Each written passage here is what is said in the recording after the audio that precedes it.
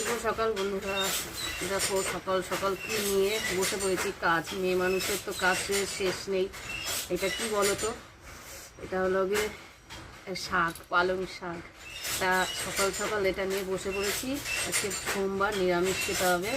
পালং শাকটা বেছে নিই, পালং শাক দিয়ে ডালের বড়ি দিয়ে আজকে রান্না হবে। একটু ভাজা ভাজা টাইপের করবো। পালং শাকটা বেছে নিই। সকালবেলা আর কাজ না করে আগে শাকটা নিয়ে বসে পড়েছি, কারণ এটা তো অনেকটা টাইম লাগে। এই সে কাজটা আস্তে আস্তে না করলে পরে যদি নোংরা থাকে তারপরে একটা না, দুটো প্যাকেট। তখন পালং শাক নিয়ে বসছি।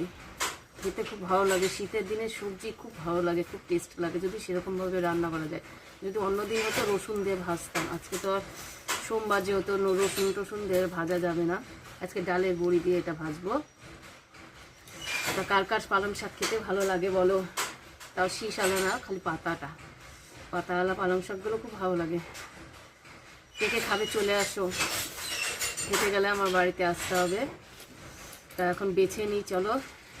সব কটা বেছে নিয়ে ভালো করে ধুয়ে নেবো, তারপরে কাটবো, নাহলে পরে ধোয়া যায় না। একটা একটা করে সব কটা বেছে নেবো। এখন পাতাগুলো দেখে নিয়ে সব কটা ভালোভাবে বেছে নিতে হবে, তাহলে জিনিসটা যদি কিছু থাকে নোংরা টোংরা ভালো করে আগে। এর জন্যই আমি সকালবেলা নিয়ে বসে পড়েছি, যে করে ঠান্ডায় হাত দেওয়া যাচ্ছে না, এত ঠান্ডা কয়েকদিন ধরে, প্রচুর ঠান্ডা পড়েছে। তা ভিডিওটা এখানে শেষ করলাম।